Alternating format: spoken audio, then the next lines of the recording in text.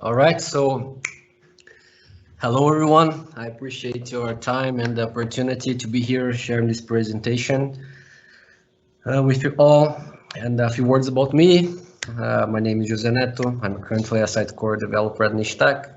I've been working with Sitecore in the last 6 years. I was also awarded the Sitecore MVP, and I try to help the community by sharing the knowledge through my blog. And I'm also a proud member of Go Horse team on Sitecore Hackathon. And if you don't know what Sitecore Hackathon is, it is an annual competition promoted by Sitecore community that gathers teams around the world in order to develop ideas in 24 hours. And it is really cool.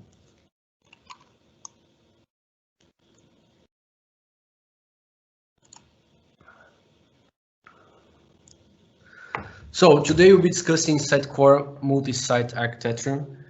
And in this presentation, I'll try to share some knowledge and provide you a method to quickly change your application architecture from the one that supports single website to multiple websites. We are going to cover things like dynamic asset loading, dynamic data source, theming, and pre-compilation.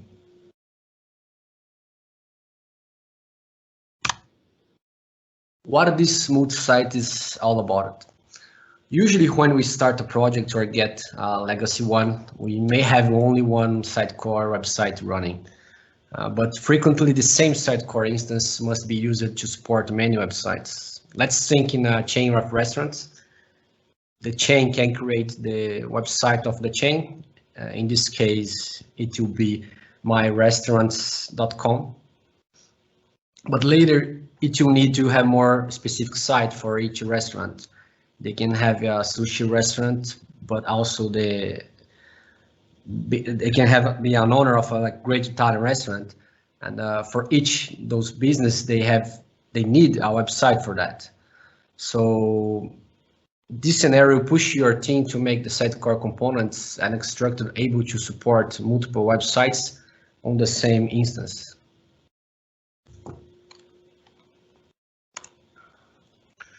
Multi-site means multiple config files and multiple bindings as well. We can quickly analyze the config file that we have for one website, and we have a lot of important parameters like the target host name, which you will use later on IES, the roof path, the start item, and eventually the dictionary path. One quick reminder, you can create one dictionary specifically for each of our websites, right? So currently, if you have a Sitecore instance that supports multiple websites, you usually find multiple bindings on IES, as you can see on the slide. And we cannot forget, as a developer, you need to add those same websites in your host files. In this example, we're pointing to localhost. We can see we are pointing like my sushi and my restaurants, both they are local, right? But if you're used to work with virtual machine in your developer environment, you should change the IP address for the IP from the VM. So these will be the basic settings, right?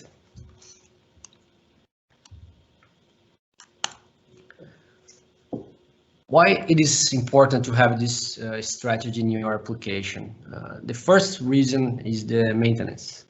By having all your sites under the same installation for multiple reasons like configurations, content, infrastructure, and scalability.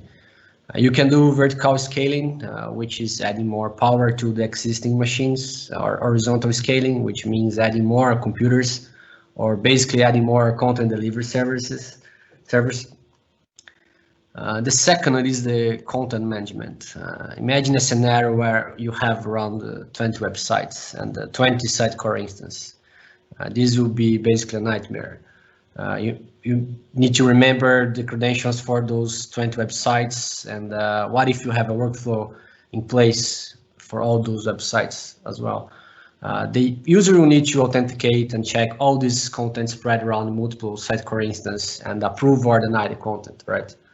However, if the content is centralized in a single instance, The content author can easily locate items using Sitecore search. So one single query will look for items in all websites that you as a content author are responsible for it. And we have like license as well. In terms of licensing, you will take advantage in fully of Sitecore and reducing costs as well. And the last reason would be the usage of XDB. In this case, all the data generated by those websites will be stored in the same XDB. This will avoid having a lot of database, and it will be much easier for the marketers to extract the information on Sitecore dashboard.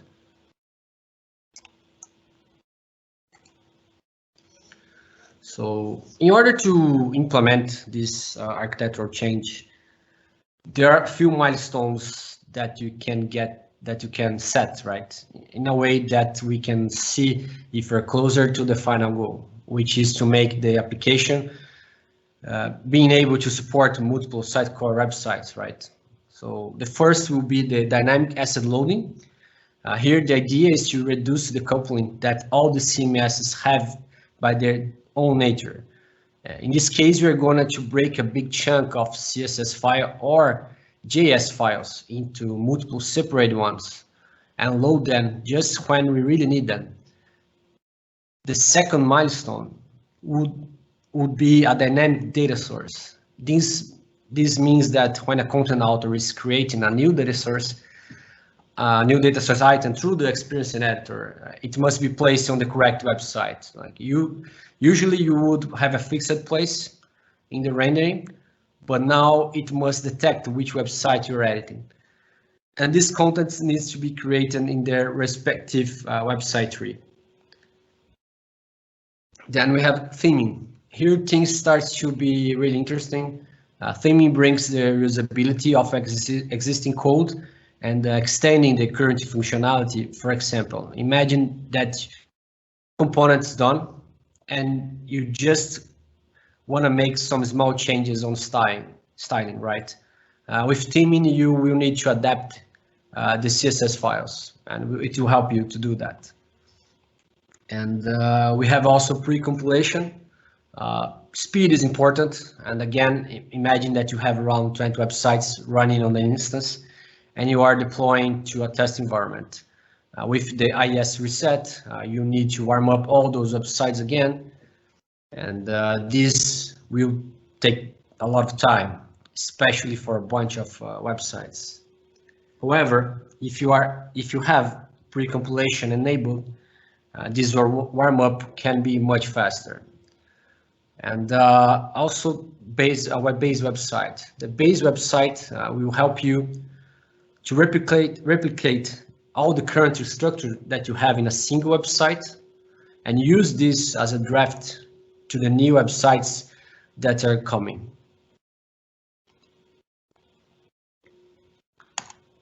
So let's consider that most of projects in a CMS will have the correct architecture with divided files internally on the project. But usually in the end, those files will be bundled and delivered in the web browser in one single big file, right? And why? Well, this is a challenge imposed to the own nature of the CMS. Any content author can add multiple components in a page, which means the result of a bundled JS or CSS files will contain all the necessary files needed to run the components available on CMS. With other dependencies, and that creates the issue, which is delivering potentially a lot of unused code by that page. So let's take this example. We have the JavaScript vendor date valid, which you can see here. And this script will be used in a data field in a form. And like, why deliver this JS on a page that this file is not required? So this will just send the necessary extra bytes to the client. So the dynamic asset loading consists in the ability to tie each rendering with their respective dependency. So in the example, we have a rendering called footer that has two dependency files. One, footer.js, and two, the footer CSS. The set containing renderings plus your dependencies will be the component, and this independently from other components. The other example that we have on the slide is the component called reschedule appointment, and we can verify that this component also has dependencies, such as a CSS file and another JS file. So how to tie, right, one rendering to their dependencies? So in order to make this happen, you need to incorporate some code into your solution and also do some changes on the rendering, like in the controller rendering and the view rendering, the method rendering, all those renderings. So you must add the rendering assets template as a base template in the renderings. And after you do this change, the native renderings will start to show up new fields like JavaScript assets, JavaScript inline, CSS assets, and the CSS inline. The rendering assets template will give you the ability to tie the dependencies to the respective rendering. Now that you have the new fields, it is possible to tie the dependencies. So the developer must write down their dependencies in each respective field. In this example, the dependency is called reschedule appointment. The field also allows multiple JavaScript files. In order to do that, you must use commas or semicolons or new line. Basically, you can like hit an enter and add more dependencies, just not this one single line, right? And if you need to add like a tracker or some code that can be inline or should be inline, we can see this example in the second field called JavaScript inline. There's also a field called CSS inline, which you can add some inline CSS as well. And note that now that our dependencies are being tied to the rendering, right? So we also add that demo CSS to the CSS assets field.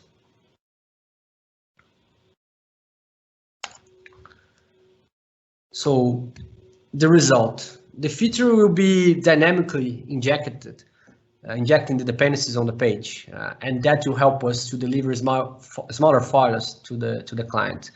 This will also reduce the page load time and reduce the dependency of the big CSS file that we had before. We can see the output in the HTML files in this slide. You can see the first line, it's like left side you have the dependency, on the right side the way it's going to render. And it's important to remember that search engines use that page load as a for our websites as well, and this may affect your page ranking in a positive way. So this concludes one part, which is the dynamic asset loading. Now we're going to talk about the dynamic data sources. Jose, I have a question. Can you leave the question, student? Yeah, sure. Okay. So, well, usually when the content author is working with the experience editor, probably he will add multiple components in the page. Most of the components will have a data source, and this will be created under the website tree, as you can see on image 1. However, the location is predefined by the field data source location on the image 2. This will create an issue within the multi-site environment. In this case, when the user adds a new component in a page that lives in the website 2, the component will be created by default under the tree of the Sitecore of the website 1. However, there is a way to overcome that. In this case, we will rely on Sitecore query, on image 3, and we apply the query that will dynamically identify which node the item should be created. The rest of the path is the same, slash data slash components slash alert overlay folder.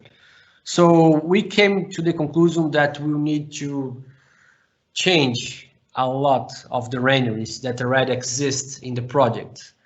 And this can be done manually or in a more automated way. I think it's better to do in an automated way. It is easiest way to do it by taking advantage of Sitecore PowerShell. This tool has been there for a long time already, but this year was the first time that was introduced as a category in Sitecore Recton. Our team participated in this category this year. The category was called Best Use of Sitecore PowerShell Extensions. This is an example of a PowerShell script, and the idea here is to get all the items under layouts slash renderings and identify if there is a hard-code path or not, and if there is, it will change for a Sitecore query, and then it will save the item.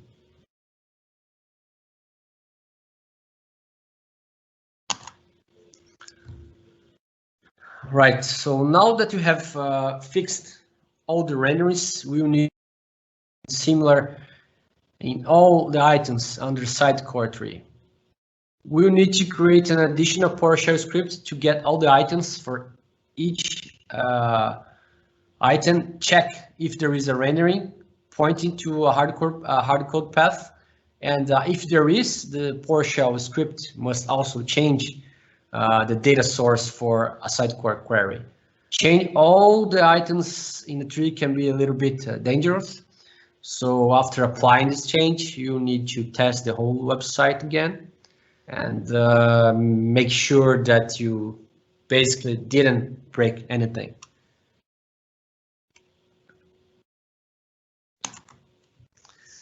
And another thing that you need to do is talk about theming. So what is a theme and how to create that? Let's say that you want to implement a new website. However, you want to take advantage of the existing code.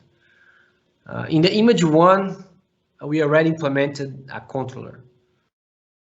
And in image 2, we have the footer of the existing website. However, in this new website, the footer will have a small changes, right, in the CSS/HTML file. In this case, you don't need a new controller. The difference is basically just the view.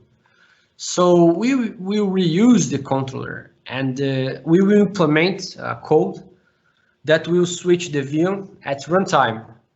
This code is represented by the image tree, and it is a custom view engine based on Razor view engine, and basically it will override an existing CSS/HTML. The final result will be the image 4, which is basically the new view that has a different code and different look and feel.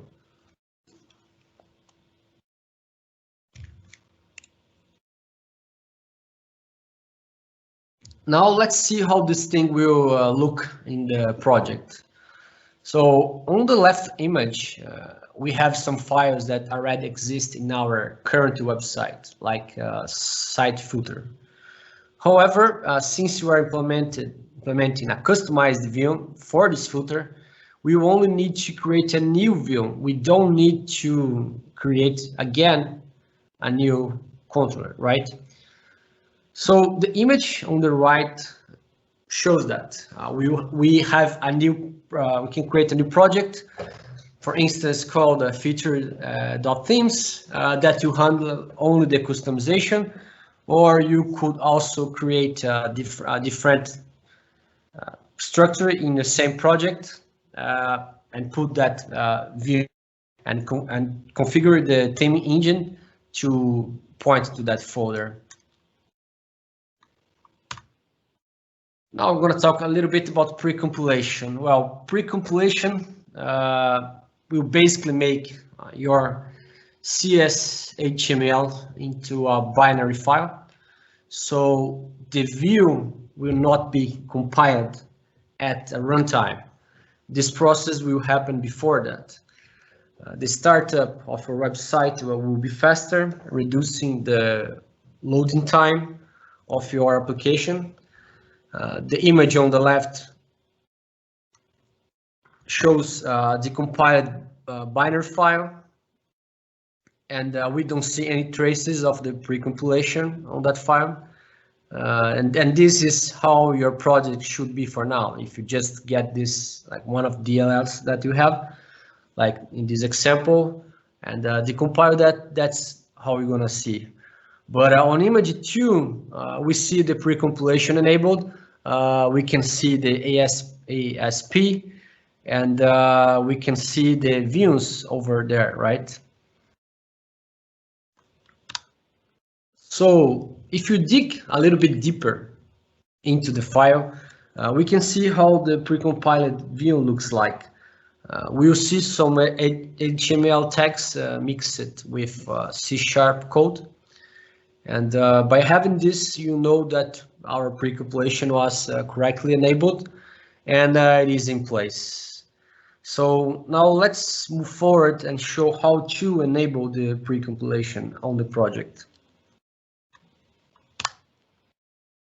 So first thing that you need to do is, well, there are some techniques that you can do that, but I choose this one. So you need to open the NuGet and look for the following package, which is the razor generator.ms build, and install this package. And then we need to create a new patch file. In this case, named Sitecore.feature.sitecore model.precompilation, and add it to the project. Now that you have the precompilation enabled by that package that we installed, let's dig into some problems that we will face. A traditional Sitecore project will involve a lot of changes on the views, right, on the CS HTML files, which most of the times the developer will deploy only the view on his local Sitecore instance. This helps to speed up the development, right? So it's not all the time that you need to deploy the DLL files. However, with the precompilation enabled, it will bring a caveat. The change on the CS HTML will not cause any effect. The developer will reload the page and will not see the changes.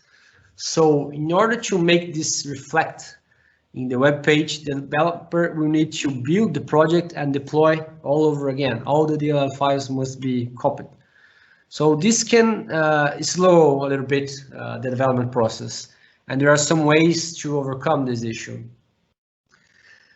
The first approach is using one existing parameter, which is the MVC.usePhysicalViewIfNewer. The name of the parameter stands for its own. This will make the view engine check the date of the binary files and the CS HTML, and you choose between one or another. This parameter will force your view engine to make this comparison. For a dev environment, it is bearable. However, if you look to speed up your production environment, this strategy doesn't seem to be the best approach.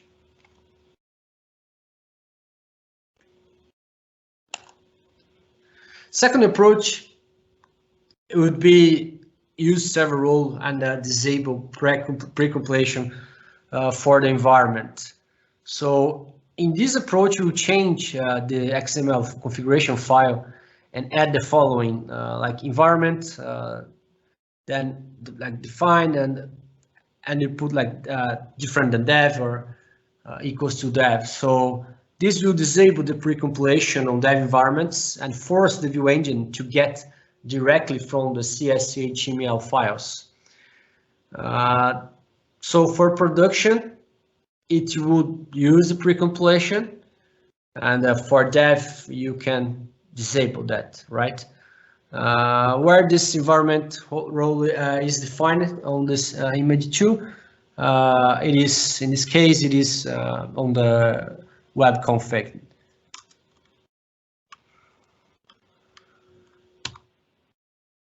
Well, now that you have all the coding in place, we'll need to take advantage of the existing websites and being able to replicate the extractor of a website. And for that, we will need branch templates.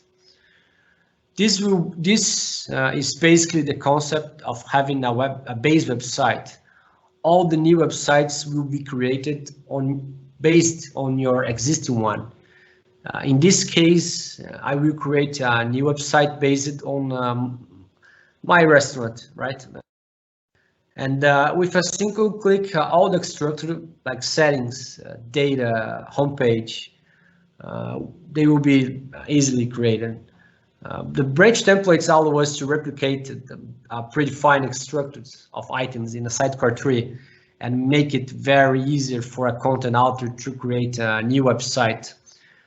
Of course, there are things like the config files and the bindings that the content author will not be able to tackle, but he'll need to be able to create the content, right? And well, with all of this, we basically come to the end, and the content author is able to easily create a new website. Thank you very much for your time, and I hope you enjoyed this presentation, and this can be helpful for you. And I have more information about this topic on my blog called Error Cotidiana, where you can find day-by-day issues faced by developers, marketers, and content authors. Thank you.